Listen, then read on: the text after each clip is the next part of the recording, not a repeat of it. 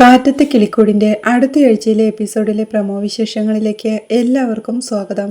Video ആദ്യമായി കാണുകയാണെങ്കിൽ support ചെയ്ത് സബ്സ്ക്രൈബ് ചെയ്ത് ലൈക്ക് ചെയ്യാൻ മറക്കല്ലേ. നിധിയെ കാണാൻ സിദ്ധാർത്ഥ് കിളിക്കൂട്ടിലെത്തുകയാണ്. ഇത് സുധീഷിനെ അസ്വസ്ഥനാക്കുന്നുണ്ടെങ്കിലും സുഭാഷ് സിദ്ധാർത്ഥിനെ കിളിക്കൂട്ടിലേക്ക് സ്വാഗതം ചെയ്യുകയാണ്. 3-4 ദിവസം നിധി ലീവ് എടുത്തതുകൊണ്ട് അവൾക്ക് എന്തെങ്കിലും കുഴപ്പമുണ്ടോന്ന് അറിയാനായിരുന്നു സിദ്ധാർത്ഥിന്റെ വരവ്. വേറെ കുഴപ്പമൊന്നുമില്ലെന്നും തറവാട്ടമ്പലത്തിൽ തൊഴാൻ പോയതായിരുന്നുവെന്നും നിധി സിദ്ധാർത്ഥിനെ അറിയിക്കുകയാണ്. അവർ തമ്മിൽ സംസാരിച്ചിരിക്കുന്നത് സഹിക്കാനാവാതെ നോക്കി നിൽക്കുന്ന സുധീഷിന്റെ മനസ്സിലേക്ക് സിദ്ധാർത്ഥിനെ വഴക്ക് പറഞ്ഞ് തല്ലിച്ചതച്ച് അവിടുന്ന് ഓടിക്കുന്ന രംഗം കടന്നു വരികയാ. പിന്നീട് സുഭാഷേട്ടൻ തട്ടി വിളിക്കുമ്പോഴാണ് സുധീഷ് ആ സ്വപ്നത്തിൽ നിന്നുണരുന്നത്. പിന്നീട് സിദ്ധാർത്ഥ് യാത്ര പറഞ്ഞു പോയതിനു ശേഷം സിദ്ധാർത്ഥിന്റെ സ്വഭാവം അത്ര ശരിയല്ലെന്നും ഓഫീസ് മാറണമെന്നും സുധീഷ് പറയുന്നുണ്ടെങ്കിലും നിധി അതിനെ എതിർക്കുകയാണ്. പിന്നീട് ജോലിക്കിറങ്ങിയ സുഭാഷേട്ടനെ വഴിയിൽ വെച്ച് കാണുന്ന നീതു തന്റെ വീട്ടിലെ ബുദ്ധിമുട്ടുകൾ സുഭാഷേട്ടനുമായി പങ്കുവയ്ക്കുന്നുണ്ട്.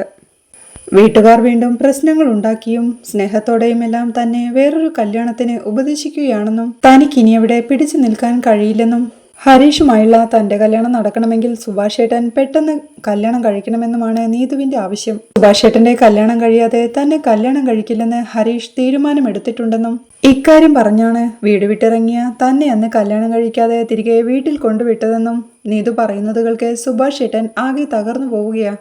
പിന്നീട് നികേഷിന്റെയും നിധിയുടെയും കൂടെ ബസ് സ്റ്റോപ്പിലേക്ക് എത്തുകയാണ് സുധീഷ്. അവിടെ വെച്ച് ആ പെൺകുട്ടി നികേഷിനെ നോക്കുന്നത് സുധീഷും നിധിയും ശ്രദ്ധിക്കുകയാണ്. ആ നാട്ടിലെ പ്രസവിച്ച കുഞ്ഞുങ്ങൾ മുതൽ മുതുക്കി കിളവിമാരെ വരെ തനിക്കറിയാമെന്നും ആ പെൺകുട്ടിയെ തനിക്ക് പരിചയമില്ലെന്നും സുധീഷ് പറയുന്നത് നിധിയെ ദേഷ്യം പിടിപ്പിക്കുകയാണ്. പിന്നീട് ആ പെൺകുട്ടി ഓട്ടോയിൽ കയറി പോകുന്നത് നികേഷിനെ നിരാശനാക്കുന്നുണ്ടെങ്കിലും അവൾ തിരിഞ്ഞു നോക്കി ചിരിക്കുന്നത് നികേഷിനെ ഹാപ്പിയാക്കുന്നുണ്ട്. ഇങ്ങനെ നോക്കി നിന്നിട്ട് കാര്യമില്ലെന്നും അങ്ങോട്ട് പോയി സംസാരിക്കണമെന്നും സുധീഷ് അവനെ ഉപദേശിക്കുന്നുമുണ്ട്. ജോലിസ്ഥലത്തെത്തിയ സുഭാഷിനെ നീതുവിന്റെ വാക്കുകൾ അസ്വസ്ഥനാക്കുകയാ. അക്കാര്യമോർത്തവൻ ടെൻഷനോടെ ഇരിക്കുമ്പോഴാണ് അവിനാശ് അവന്റെ അരികിലേക്ക് വന്ന് ബന്ധുക്കളുടെ ശല്യത്തിൽ നിന്ന് ചാന്ദിനിയെ രക്ഷിക്കാൻ സാധിച്ചതിന് സുഭാഷിനോട് നന്ദി പറയുന്നത്. അവൻ തിരികെ നാട്ടിലേക്ക് പോയെങ്കിലും തന്റെ കുടുംബത്തിൽ ചെന്ന് പ്രശ്നമുണ്ടാക്കാൻ സാധ്യതയുണ്ടെന്നും അവർ ചാന്ദിനിയെ എത്രയും പെട്ടെന്ന് നാട്ടിലെത്തിക്കാൻ പറയാൻ സാധ്യതയുണ്ടെന്നും ആദേശത്തിന് അവൻ ചിലപ്പോൾ വേറെ കല്യാണം കഴിച്ചേക്കാമെന്നും അവിനാശ് പറയുകയാണ്. അവൻ മറ്റൊരു കല്യാണം കഴിക്കുന്നത് ചാന്ദിനിക്ക് നല്ലതാണെന്നും അവളുടെ ഇഷ്ടമില്ലാതെ ഒരു കല്യാണത്തിനും അവളെ നിർബന്ധിക്കരുതെന്നും സുഭാഷ് അവിനാശിന് നിർദ്ദേശം നൽകുന്നുണ്ട്. അത് സംബന്ധിച്ച് അവിനാശ് ജോലിയിലേക്ക് തിരിയുന്നുണ്ടെങ്കിലും സുഭാഷ് അപ്പോഴും നീതു പറഞ്ഞ വാക്കുകളോർത്ത് ടെൻഷനോടെ ഇരിപ്പാം. അപ്പോഴാണ് സുഭാഷ് വിളിച്ചതനുസരിച്ച് ബ്രോക്കർ അങ്ങോട്ട് വരുന്നത്. തനിക്ക് എത്രയും പെട്ടെന്നൊരു പെൺകുട്ടിയെ കണ്ടെത്തി തരണമെന്നും താൻ കാരണം അനിയന്മാരുടെ ജീവിതം നശിക്കരുതെന്നും കുടുംബ മഹിമയോ വിദ്യാഭ്യാസ യോഗ്യതയോ സ്വഭാവമോ ഒന്നും തനിക്ക് പ്രശ്നമില്ലെന്നും സുഭാഷ് പറയുന്നുണ്ടെങ്കിലും അങ്ങനെ ഏതെങ്കിലും ഒരു പെൺകുട്ടിയെ സുഭാഷിന് കണ്ടെത്തി കൊടുക്കാനാവില്ലെന്നും ഒരു നല്ല കുടുംബത്തിൽ നിന്ന് തന്നെ പെട്ടെന്നൊരു പെൺകുട്ടിയെ കണ്ടെത്തി നൽകാമെന്നും ബ്രോക്കർ പറയുന്നതിനിടയിലാണ് അദ്ദേഹത്തിനൊരു കോൾ വരുന്നത്.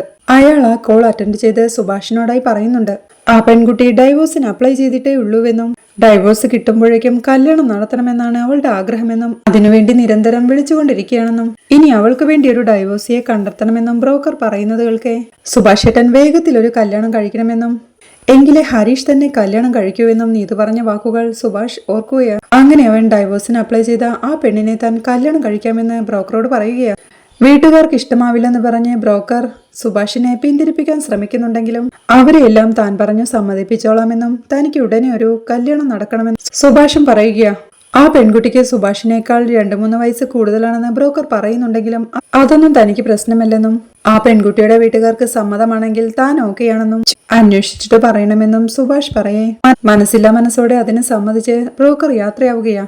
രാത്രിയാവുമ്പോൾ ബ്രോക്കർ വിളിച്ച് ആ പെൺകുട്ടിയുടെ വീട്ടുകാർ പെൺകുട്ടിയെ കാണാൻ വീട്ടിലേക്ക് ചെല്ലാൻ പറഞ്ഞിട്ടുണ്ടെന്നും സുഭാഷും കുടുംബവും പോവാൻ റെഡിയല്ലേ എന്നും ചോദിക്കുന്നുണ്ട്. തനിക്ക് കാണേണ്ട ആവശ്യമില്ലെന്നും താൻ കല്യാണത്തിന് ഓക്കെയാണെന്നും സുഭാഷ് പറയുന്നുണ്ടെങ്കിലും ആ പെൺകുട്ടിക്കും വീട്ടുകാർക്കും പയ്യനെ കാണണമെന്നും അല്ലെങ്കിൽ പയ്യൻ എന്തോ പ്രശ്നമുണ്ടാവുമെന്ന് അവർ ചിന്തിക്കുമെന്നും ബ്രോക്കർ പറയുന്നതുകൾക്ക് സുഭാഷ് കാണാമെന്ന് സമ്മതിക്കുക. ഇന്ന് വൈകിട്ട് ഒരു 5 മണിക്ക് എത്തണമെന്നും കുടുംബത്തോടെ വരില്ലേ എന്നും ബ്രോക്കർ ചോദിക്കുന്നുണ്ട്. വീട്ടിലുള്ളവരോടൊന്നും ഇക്കാര്യം അറിയിച്ചിട്ടില്ലെന്നും താൻ പെൺകുട്ടിയെ കണ്ട് അവളുടെ വീട്ടുകാർക്കും ഇഷ്ടമായാൽ വീട്ടിലുള്ളവരെ അറിയിക്കാമെന്നും അതുവരെ ബ്രോക്കർ പോലും അവരോട് പറയരുതെന്നും പെൺകുട്ടിയുടെ വീട്ടിലല്ലാതെ പുറത്തെവിടെയെങ്കിലും വെച്ച് കാണാൻ പറ്റുമോ എന്നും സുഭാഷ് ചോദിക്കുക. പെൺകുട്ടിയോട് സംസാരിച്ചിട്ട് വിളിക്കാമെന്ന് പറഞ്ഞ് ബ്രോക്കറും കോൾ വയ്ക്കുകയാ. അടുത്ത ദിവസവും സുധീഷ് നിധിയുടെയും നികേഷിന്റെയും കൂടെ ബസ് സ്റ്റോപ്പിലെത്തുമ്പോൾ ആ പെൺകുട്ടി നികേഷിനെ ശ്രദ്ധിക്കുന്നത് സുധീഷിന്റെ ശ്രദ്ധയിൽപ്പെടുന്നുണ്ട്. ബസ് വെയിറ്റ് ചെയ്ത് നിൽക്കുന്ന നിധിയെ റിയൽ എസ്റ്റേറ്റ് കാര്യങ്ങളെല്ലാം പറഞ്ഞ് സുധീഷ് വെറുപ്പിക്കുന്നുണ്ട്. അവന്റെ ആ സംസാരം ഇഷ്ടപ്പെടാതെ അസ്വസ്ഥതയോടെ അവൾ അവനെ വഴക്കു പറയുന്നുണ്ട്. അവളുടെ മുഖത്തെ ടെൻഷനെല്ലാം കണ്ട് എന്തിനാ ഇങ്ങനെ ടെൻഷൻ ആവുന്നെന്ന് സുധീഷ് ചോദിക്കുന്നുണ്ട്. താനൊരു റിപ്പോർട്ട് സബ്മിറ്റ് ചെയ്തിട്ടുണ്ടെന്നും അതിന്റെ റിപ്ലൈ മെയിൽ വന്നിട്ടില്ലെന്നും ആ ഒരു ടെൻഷനിലാണ് താനെന്നും നിധി പറയുന്നുണ്ട്. ടെൻഷൻ ആവുമ്പോൾ വേറെന്തെങ്കിലും സംസാരിച്ച് ചിന്തകളെ ഡൈവേർട്ട് ചെയ്യുന്നത് നല്ലതാണെന്നും ടെൻഷനായിരുന്നത് കൊണ്ട് ഇനി റിപ്പോർട്ട് ഓക്കെ ആവുമോ എന്നും സുധീഷ് ചോദിക്കുന്നത് നിധിയെ വീണ്ടും ദേഷ്യം പിടിപ്പിക്കുകയാ. അങ്ങനെ അവർ ഓരോന്ന് പറഞ്ഞ് വഴക്കിടുകയാ. അതിനിടയിലാണ് നികേഷും ആ പെൺകുട്ടിയെ നോക്കുന്നത് സുധീഷിന്റെ ശ്രദ്ധയിൽപ്പെടുന്നത്. നിധിയെ വിളിച്ച് സുധീഷ് അക്കാര്യം കാണിച്ചു കൊടുത്ത് നികേഷിനോട് അക്കാര്യത്തെ പറ്റി പറയുകയാ. ആ പെൺകുട്ടിക്ക് എന്തോ എന്നോട് പറയണമെന്ന് തോന്നുന്നുണ്ടെന്ന് നികേഷ് പറയുന്നുണ്ട്. എങ്കിൽ പിന്നെ അങ്ങോട്ട് പോയി സംസാരിക്കാന്ന് പറഞ്ഞ് സുധീഷ് അവനെ നിർബന്ധിച്ച് ആ പെൺകുട്ടിയുടെ അടുത്തേക്ക് പറഞ്ഞു വിടുകയാ. അവനെ ആ പെൺകുട്ടിയുടെ അരികിലേക്ക് പറഞ്ഞു വിട്ടതിനെ നിധി ചോദ്യം ചെയ്യുന്നുണ്ടെങ്കിലും അവളെ അവൻ ലവ് ചെയ്താലും ഇല്ലെങ്കിലും പെൺകുട്ടികളോട് സംസാരിക്കുന്നതിനുള്ള അവന്റെ പേടി മാറണമെന്ന് സുധീഷ് പറയുന്നത് നിധിയെ ദേഷ്യം പിടിപ്പിക്കുകയാ. നികേഷും ഒരു പരങ്ങളോടെ ആ പെൺകുട്ടിയുടെ അരികിലേക്ക് ചെന്ന് അവൾക്ക് എന്തെങ്കിലും തന്നോട് പറയാനുണ്ടോ എന്ന് ചോദിക്കുക. അവൾ നിധിയുടെ കൂടെ സംസാരിച്ചു നിൽക്കുന്ന സുധീഷിനെ ഒന്ന് നോക്കി നികേഷിനോടായി പറയുന്നുണ്ട്. അവന്റെ ചേട്ടന്റെ കല്യാണം കഴിഞ്ഞിട്ടില്ലെന്ന് അറിയാമെന്നും അവനോട് സംസാരിക്കാൻ ശ്രമിച്ചെങ്കിലും പേടികൊണ്ട് കഴിയുന്നില്ലെന്നും അവന്റെ നമ്പർ കിട്ടുകയാണെങ്കിൽ മെസ്സേജിലൂടെ ഈസിയായി കാര്യങ്ങൾ പറയാമെന്നും അവൾ പറയുന്നത് സുധീഷ് ഒരു ഞെട്ടലോടെ കേട്ടു നിൽക്കുകയാ. ഹരീഷിനെ കുറിച്ചായിരിക്കും അവൾ പറഞ്ഞതെന്നോർത്ത് നിരാശയോടെ നികേഷ് സുധീഷിന്റെയും നിധിയുടെയും അരികിലേക്ക് ചെല്ലുകയാ. അവളോട് ലവ് പറഞ്ഞോ എന്ന് സുധീഷ് ചോദിക്കുന്നത് നികേഷിനെ ദേഷ്യം പിടിപ്പിക്കുകയാ. അവൾക്ക് ഹരീഷേട്ടനെ ഇഷ്ടമാണെന്നും ഹരീഷേട്ടന്റെ നമ്പർ ചോദിച്ചെന്നും ഹരീഷിനോട് നേരിട്ട് സംസാരിക്കാൻ മടിയായതുകൊണ്ടാണ് നമ്പർ ചോദിച്ചതെന്നും നിരാശയോടെ അവൻ പറയുന്നത് കേൾക്കെ നിധിക്കും സുധീഷിനും ചിരി വരികയാണ്. ഹരീഷിന് വേണ്ടിയാണോ അവൾ നിന്നെ നോക്കിയത്? ഇത് ഭയങ്കര ട്വിസ്റ്റ് ആയി പോയല്ലോ എന്ന് സുധീഷ് പറയുന്നുണ്ട്. അത് സാരമില്ല, വിട്ടേക്ക് നികേഷ് എന്ന് പറഞ്ഞ് ഒരു ഓട്ടോ വരുമ്പോൾ നിധി അതിൽ കയറി പോവുകയാണ്. അവൾ നികേഷിനെ കൂടെ വരാൻ വിളിക്കുന്നുണ്ടെങ്കിലും നികേഷിനെ താൻ ഡ്രോപ്പ് ചെയ്യാമെന്ന് പറഞ്ഞ് സുധീഷ് അവളെ പറഞ്ഞു വിടുകയാണ്. പിന്നീട് ഹരീഷിനെ ഇക്കാര്യം അറിയിക്കാനായി സുധീഷ് നികേഷിനെയും കൊണ്ട് അവന്റെ മെക്കാനിക്കൽ ഷോപ്പിൽ എത്തുകയാ. അവിടെ ചെല്ലുമ്പോൾ നീതുവും ഉണ്ട് മെക്കാനിക്കൽ ഷോപ്പിൽ. നീതു പോയിട്ട് കാര്യം പറയാമെന്ന് കരുതി സുധീഷ് അവൾ എപ്പോൾ പോകുമെന്ന് ചോദിക്കുന്നുണ്ടെങ്കിലും താൻ രാത്രിയാവുമ്പോഴേ വീട്ടിലേക്ക് പോവുകയുള്ളൂവെന്നും സുധീഷ് എന്ത് ചെയ്യുമെന്നും നീതു ചോദിക്കുന്നുണ്ട്. അവളോട് വഴക്കിടാൻ വന്നതല്ലെന്നും ഹരീഷിനോട് ഒരു പ്രധാനപ്പെട്ട കാര്യം പറയാനായി വന്നതാണെന്നും പറഞ്ഞ് ബസ് സ്റ്റോപ്പിൽ വെച്ച് കണ്ട ആ പെൺകുട്ടിയുടെ കാര്യം സുധീഷ് പറയുന്നുണ്ട്. ബസ് സ്റ്റോപ്പിൽ വെച്ച് നികേഷിനെ നോക്കുന്ന ആ പെൺകുട്ടിയോട് നികേഷ് ഇന്ന് സംസാരിച്ചെന്നും ആ പെൺകുട്ടിക്ക് ഹരീഷിനെയാണ് ഇഷ്ടമെന്ന് പറഞ്ഞെന്നും അവനോടത് പറയാനുള്ള പേടി കാരണം ഹരീഷിന്റെ നമ്പർ ചോദിച്ചുവെന്നും സുധീഷ് പറയുന്നത് നീതുവിനെ ദേഷ്യം പിടിപ്പിക്കുന്നുണ്ട്. ആ പെൺകുട്ടി ആരാണെന്ന് ചോദിച്ച് നീതു ഹരീഷിനോട് വഴക്കിടുകയാ. ഹരീഷ് അവളെ കണ്ടിട്ടില്ലെന്നും ആ പെൺകുട്ടി ഹരീഷിനെ എവിടെയോ വെച്ച് കണ്ടതാണെന്നും അവനോട് സംസാരിക്കാനുള്ള പേടി കൊണ്ടാണ് മൊബൈൽ നമ്പർ ചോദിച്ചതെന്നും സുധീഷ് വീണ്ടും പറയുന്നുണ്ട്. തനിക്ക് അവളെക്കുറിച്ച് ഒന്നും അറിയില്ലെന്ന് ഹരീഷും പറയുകയാ. ദേഷ്യത്തോടെ നീതു അവളുടെ ഡീറ്റെയിൽസ് എല്ലാം നികേഷിനോട് ചോദിക്കുന്നുണ്ട്. അവൾ കോളേജിൽ പഠിക്കുകയാണെന്നും രാവിലെ 8 മണിക്കും വൈകുന്നേരം 4 മണിക്കും ബസ് സ്റ്റോപ്പിൽ എത്തുമെന്നും നികേഷ് ടെൻഷനോടെ പറയുന്നുണ്ട്. അവൾക്ക് താൻ വെച്ചിട്ടുണ്ടെന്നും അവളുടെ കൈയും കാലും തല്ലിയൊടിക്കുമെന്നും നീതുവും ദേഷ്യത്തോടെ പറയുകയാ. കോളേജിൽ പോവാൻ സമയമായെന്ന് പറഞ്ഞ് നികേഷ് സുധീഷിനെയും കൊണ്ട് അവിടുന്ന് പോവുകയാ. അവൾ വീണ്ടും ഹരീഷിനെ ചോദ്യം ചെയ്യുന്നുണ്ടെങ്കിലും അവളെക്കുറിച്ച് തനിക്ക് അറിയില്ലെന്ന് ഹരീഷ് തീർത്തു പറയുകയാ. ഈ പ്രശ്നം താൻ കൈകാര്യം ചെയ്യാമെന്ന് നീതു പറയുന്നവൾക്ക് ആവശ്യമില്ലാതെ പോയി പ്രശ്നമുണ്ടാക്കരുതെന്ന് ഹരീഷ് ഓർമ്മിപ്പിക്കുന്നുണ്ട്. അതങ്ങനെ വെറുതെ വിടാൻ കഴിയില്ലെന്ന് പറഞ്ഞ് നീതു ആ പെൺകുട്ടിയെ കാണാൻ തീരുമാനമെടുത്ത് ഹരീഷിന്റെ ഷോപ്പിൽ നിന്ന് ഇറങ്ങി പോവുകയാ. പിന്നീട് സുഭാഷ് ബ്രോക്കർ പറഞ്ഞ പെൺകുട്ടിയെ കാണാനായി ഒരു റെസ്റ്റോറന്റിൽ എത്തുകയാ. അവിടെ വെച്ചവൾ അവളുടെ കാര്യങ്ങളെല്ലാം സുഭാഷിനോട് തുറന്നു പറയുകയാ. തന്റേത് വീട്ടുകാർക്ക് ഇഷ്ടമില്ലാത്ത ഒരു പ്രണയ വിവാഹമായിരുന്നുവെന്നും നിരന്തരം പ്രശ്നങ്ങൾക്കിടയിലും 4-5 വർഷം എങ്ങനെയെങ്കിലും അഡ്ജസ്റ്റ് ചെയ്ത് ജീവിച്ചുവെന്നും ഒന്നിച്ച് ജീവിക്കാൻ കഴിയാതെ 2 വർഷം അകന്നായിരുന്നു ജീവിച്ചിരുന്നതെന്നും ഇപ്പോഴാണ് ഡിവോഴ്സിന് അപ്ലൈ ചെയ്തതെന്നും അയാളോടുള്ള ദേഷ്യം തീർക്കാനാണ് താൻ വിവാഹം കഴിക്കുന്നതെന്നും വിവാഹമോചനത്തിനു ശേഷവും താൻ സന്തോഷവതിയായി ജീവിക്കുന്നുണ്ടെന്ന് കാണിച്ചു കൊടുക്കണമെന്നും അവൾ പറയുന്നുണ്ട്. സുഭാഷും തന്റെ വീട്ടുകാരെക്കുറിച്ചും ജോലിയെക്കുറിച്ചുമെല്ലാം പറഞ്ഞ് താൻ ഈ വിവാഹത്തിന് ഓക്കെ ആണെന്ന് സമ്മതിക്കുകയാ. പിന്നീട് വൈകുന്നേരമാവുമ്പോൾ നികേഷിനെയും കൂട്ടി നീതു ബസ് സ്റ്റോപ്പിലെത്തുകയാ. ആ പെൺകുട്ടി ബസ് ഇറങ്ങി വരുമ്പോൾ നികേഷ് അവളെ നീതുവിന് കാണിച്ചു കൊടുക്കുന്നുണ്ട്. അവൾ സുന്ദരിയാണെന്ന് കണ്ട അസൂയയോടെ നീതു അവളെ ചോദ്യം ചെയ്യാനായി പോവുകയാ. നികേഷ് അവരെ നോക്കി നിൽക്കുമ്പോഴാണ് ഹരീഷ് തന്റെ ബൈക്കിൽ അങ്ങോട്ട് വരുന്നത്. നീതു എവിടെയെന്ന് ചോദിക്കെ അവൾ ആ പെൺകുട്ടിയോട് ചോദിക്കാനായി പോയിരിക്കുകയാണെന്ന് നികേഷ് പറയുന്നുണ്ട്. ഹരീഷിനെ നികേഷ് പിടിച്ചു നിർത്താൻ ശ്രമിക്കുന്നുണ്ടെങ്കിലും നീതുവിന്റെ സ്വഭാവം നന്നായി അറിയാവുന്ന ഹരീഷ് നീതുവിന്റെ അരികിലേക്ക് പോവുകയാണ്. നീതുവും നടന്നു നീങ്ങുകയായിരുന്ന ആ പെൺകുട്ടിയുടെ പുറകെ ചെന്ന് അവളെ പിടിച്ചു നിർത്തി അവളോട് വഴക്കിടാൻ തുടങ്ങുമ്പോഴേക്കും ഹരീഷ് അങ്ങോട്ട് ഓടിയെത്തുകയാണ്. നിനക്ക് എന്താ പ്രശ്നം? നീ ഹരീഷിന്റെ നമ്പർ ചോദിച്ചെന്ന് കേട്ടല്ലോ എന്ന് നീതു അവളോടായി ചോദിക്കേ ഹരീഷിനെ ഒന്ന് നോക്കി താൻ നമ്പർ ഒന്നും ചോദിച്ചിട്ടില്ലെന്ന് അവൾ പറയുകയാ.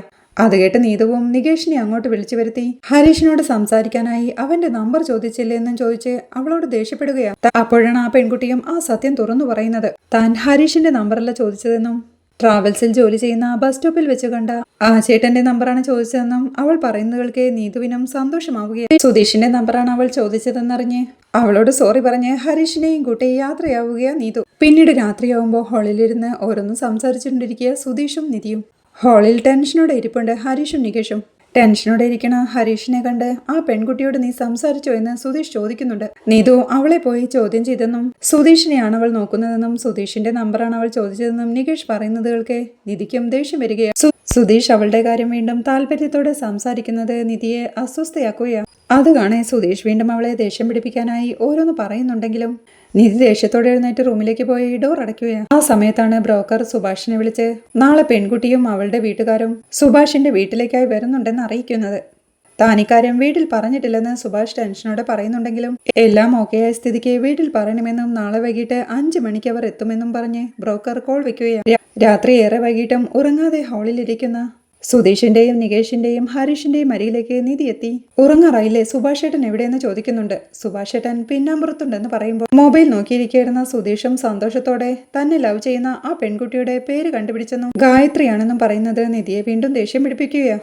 മര്യാദയ്ക്ക് ഫോൺ വെച്ച് കിടന്നുറങ്ങിയില്ലെങ്കിൽ ഫോൺ തല്ലി പൊട്ടിക്കുമെന്ന് പറഞ്ഞ് അവൾ വീണ്ടും ദേഷ്യത്തോടെ റൂമിൽ കയറി ഡോർ അടയ്ക്കുകയാണ്. അതുകണ്ട് സുധീഷും അവൾക്ക് തന്നോടുള്ള സ്നേഹവും പോസസീവ്നെസ്സും കൊണ്ടാണ് ഈ ദേഷ്യമെന്ന് ഹരീഷിനോടും നികേഷിനോടും പറയുന്നു. പിന്നീട് രാവിലെ ആവുമ്പോഴും സുഭാഷ് വിവാഹ കാര്യം എങ്ങനെ വീട്ടിലുള്ളവരെ അറിയിക്കുമെന്നോർത്ത് ടെൻഷനോടെ നിൽക്കുമ്പോഴാണ് നിധി അങ്ങോട്ട് വരുന്നത്. സുഭാഷിന്റെ ടെൻഷനോടുള്ള നിൽപ്പ് കണ്ടവൾ കാര്യം അന്വേഷിക്കുന്നുണ്ടെങ്കിലും ഒന്നുമില്ലെന്ന് പറഞ്ഞ് അവൻ ഒഴിഞ്ഞു മാറുകയാ.